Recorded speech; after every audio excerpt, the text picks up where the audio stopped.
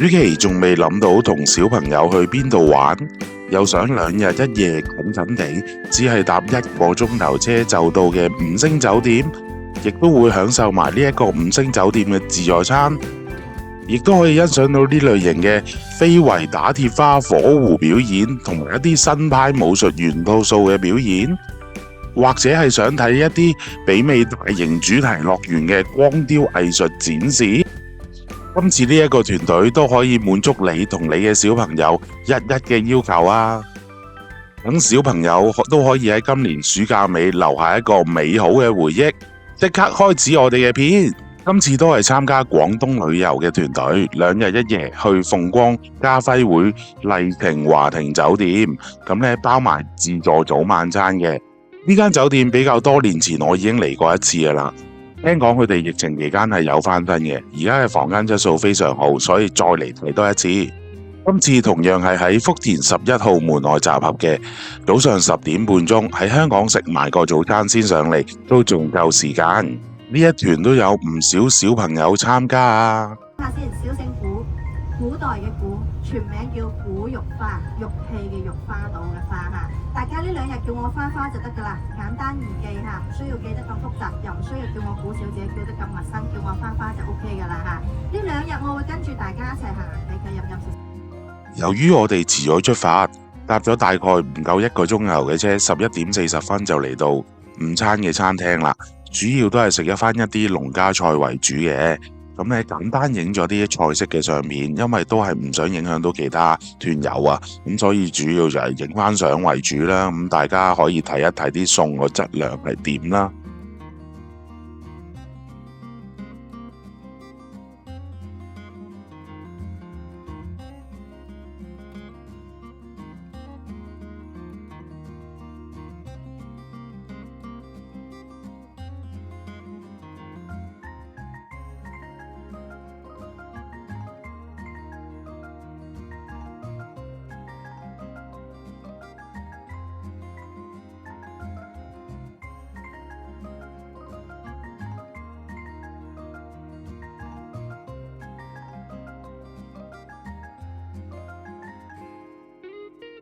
好啦，咁食完呢一餐飯之後呢，就都冇特別行程啦。咁咧由餐廳就直接去翻酒店嗰邊。大概1點前呢，就到咗酒店嘅啦。咁咧酒店都準備咗啲迎賓嘅蛋糕啊、生果俾我哋嘅。酒店見我哋早咗嚟，亦都非常爽手啊！1點3前已經派咗房卡啦，咁大家就足夠時間去玩啦。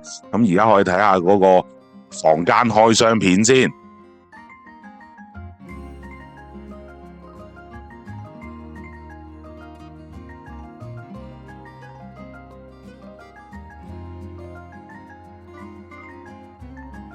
今次我都幾好彩啊！咁呢間房一望出去就望到個城堡啦。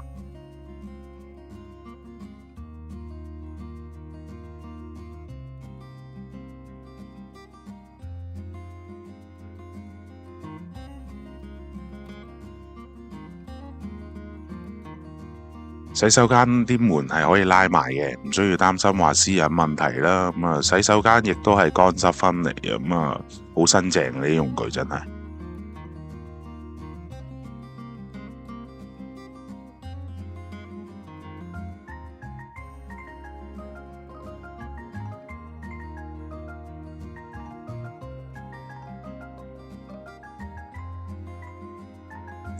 咁行完房間片之後呢，咁我哋就去酒店啲 common area 嗰度行下啦。咁其實呢個酒店係有幾個大堂嘅。咁呢一個就係酒店嘅休息區啦。咁呢都幾大嘅其實。咁亦都有間 Starbucks 喺度嘅。咁原來呢間酒店係同 Starbucks 有聯繫嘅。咁亦都會推出咗一款呢，佢哋酒店有嘅雲菜咖啡，咁我就冇特別試啦。咁希望有啲有勇氣嘅朋友試一試啊。咁嗰個 common area 其實都擺咗好多家輝會歷來嘅相喺度，可以睇睇。咁呢度都有大約介紹翻酒店裏邊有啲咩公用設施啦。如果小朋友細少少游唔到水嘅話，都可以考慮下去酒店嘅波波池，都唔細噶。咦，個家長對個小朋友做緊啲咩？咁亦都有啲玩沙嘅地方啦。咁住客憑房卡都可以玩一啲時間嘅。亦都有啲砌積木嘅地方，我有好幾個砌積木嘅地方喺酒店範圍裏邊。咁呢一個牌咧就展示咗酒店附屬嘅龍鳳山莊樂園嗰個表演時間表啦。溫馨提示，我哋呢一團就冇包到個門票嘅，門票就50蚊一位，咁要另外喺前台度買。咁住客憑房卡就喺前台買一個50蚊嘅門票啦。2日有效嘅。龍鳳山莊近門口呢一個城堡，其實就咁多年都係呢一個城堡嚟噶啦。咁我哋向翻另一邊個門口行一行呢，咁嗰邊有一個冰雕館嘅，咁門票係包埋入場嘅，但係如果租衫嘅話就要另外俾多20蚊。咁呢都問咗職員噶啦，咁如果唔租衫嘅話都可以自己準備衫嘅。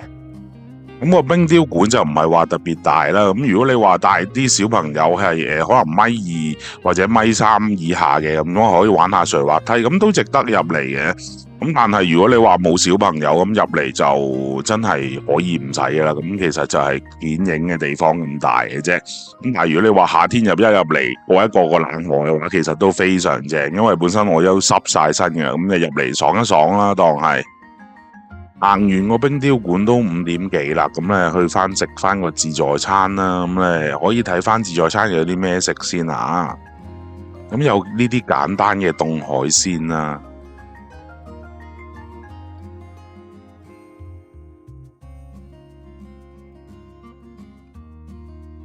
日式嘅壽司刺身，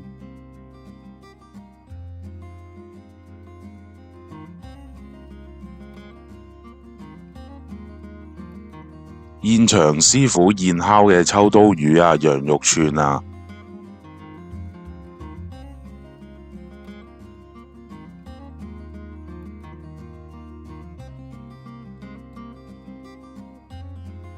各種嘅火鍋料。咁呢度火鍋係唔使另外加錢嘅，本身台上面已經有個火鍋爐噶啦。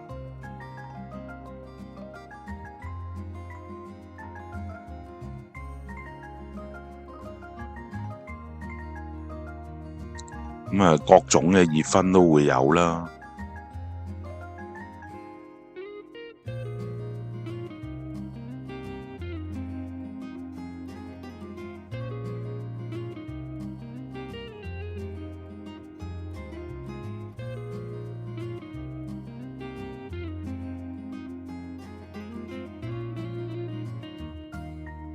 小朋友中意嘅炸物、乳酪同埋雪糕都係有嘅。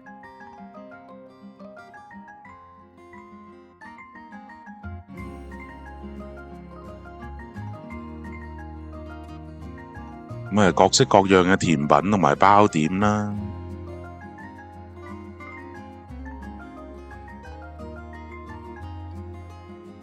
現場亦都有師傅即製飛餅嘅，咁當然熱食就係最好食啦。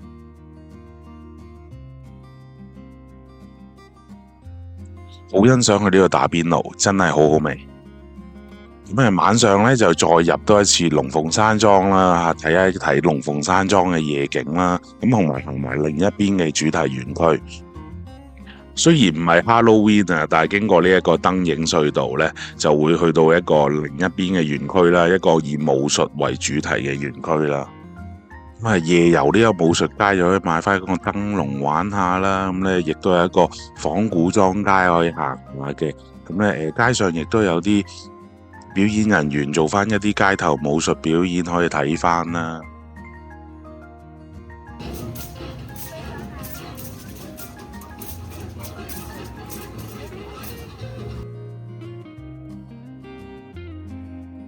如果嫌睇表演有啲單調嘅話呢，其實呢一個園區有一個好特別嘅環節嘅。如果你俾好似70-80蚊就可以有一個吊威亞嘅活動可以玩翻。大人小朋友都玩得嘅。而家又有一個小朋友喺度玩緊啦。真係留下一個非一般嘅回憶啊！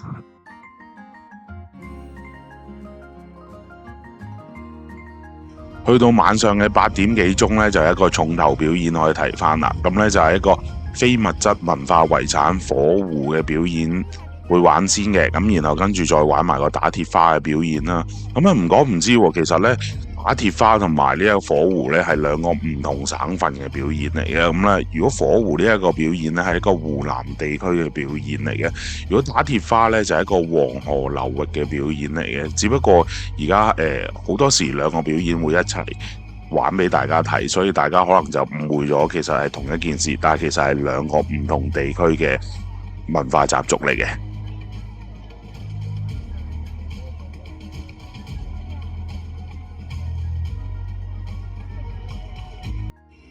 打鐵花表演而家好多園區都有做啦。其實呢一個打鐵花我自己覺得都做得唔錯嘅，同埋其實如果同關口1小時車程嚟講嘅話，應該最靚嘅打鐵花係呢一個，暫時我睇過嘅話。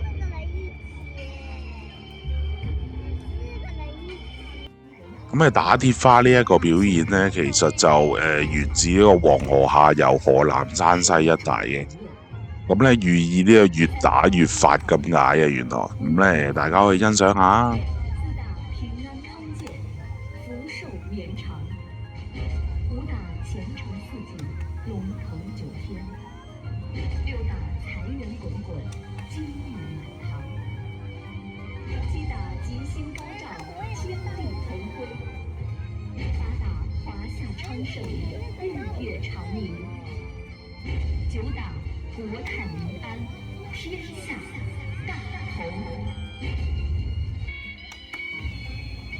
睇完呢一個陸上煙花嘅表演之後呢，咁都差唔多9點噶啦。咁呢，我哋就諗住翻酒店休息。咁點知原來翻到一半嘅時候呢，有一個武術 crossover 搖滾敲擊樂嘅表演啦。咁呢，都幾震撼喎，睇落去，因為好多爆破啊咁樣。咁可以都欣賞埋啊。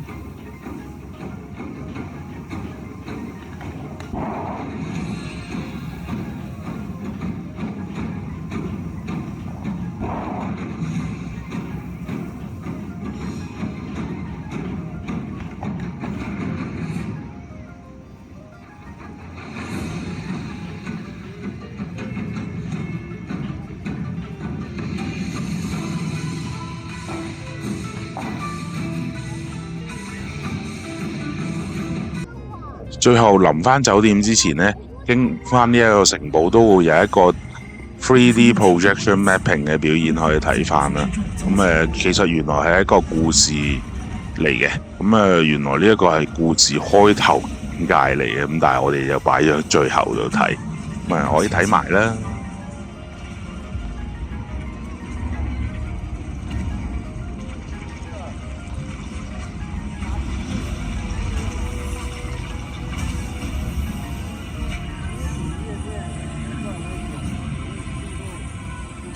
怎么回事？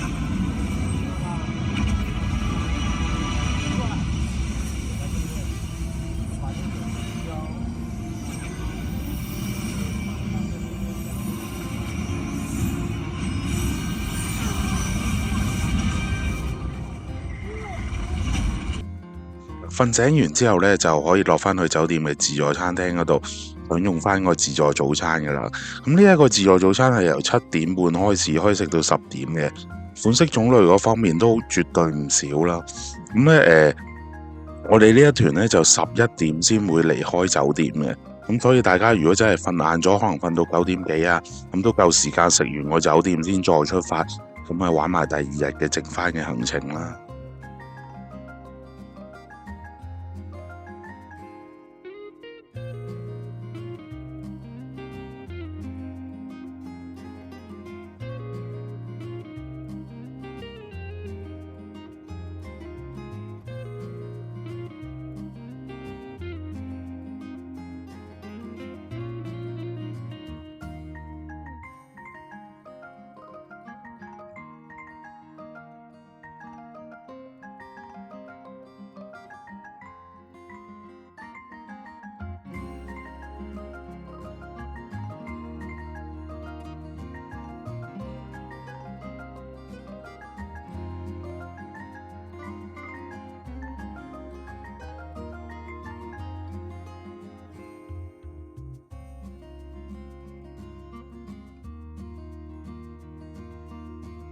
咁啊，坐咗唔夠1個鐘車咧，咁你嚟到我哋行程最後一站啦。咁啊，星河 GoGo Park，咁啊喺龍崗嗰邊嚟嘅，咁有一個星河雙子塔可以行翻。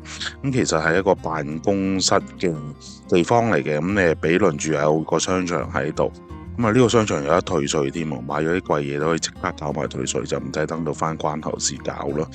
咁啊，之前好多人都有問到啊，呢啲自理午餐嘅行程會唔會話冇嘢食呢？咁其實呢個商場本身就有元氣壽司啊、披薩克啊或者燒肉拉嗰啲，我哋好熟悉嘅品牌都有啦，或者一啲好大型嘅連鎖牛肉火鍋嘅都有。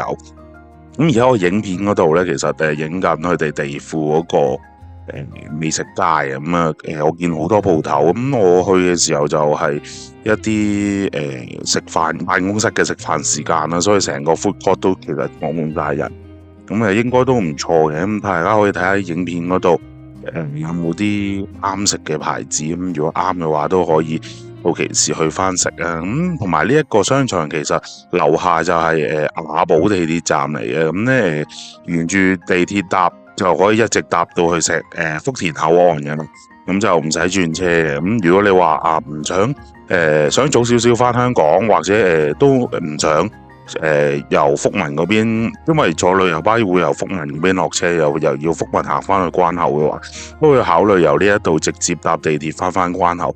咁然後搭翻電梯就可以過翻關鄉翻香港啦。咁順便喺度總結埋呢一團啦。其實我覺得呢團嗰個行程都唔錯嘅，咁價錢又唔係話特別貴，但係唯一一樣嘢就係要自己買翻龍鳳山莊嗰個門票，嗰度大概50蚊人民幣一位啦。咁如果可以做得好啲嘅，咁旅行社嗰邊如果可以包埋呢一個50蚊龍鳳山莊嗰個門票，咁就會更加划算啦，同埋對我哋遊客嚟講都會容易啲 handle 咯，因為唔使自己走去買啊嘛。咁呢條片嘅主要內容就係去到呢度啦，咁希望大家中意啦。咁如果有咩意見嘅話，都可以下邊留翻言俾我，同我講翻。多謝晒大家，拜拜。廣東旅遊16週年嘅優惠而家已經開始咗啦。由今日開始到10月31號報名都會有週年優惠。另外我哋呢個週年演唱會亦都定咗10月17號晚喺惠州度舉行，有需要都係可以去翻附近嘅分行度查詢翻，或者打翻上面個電話都可以問到詳情同報名噶。多謝晒大家嘅支持啊，拜拜。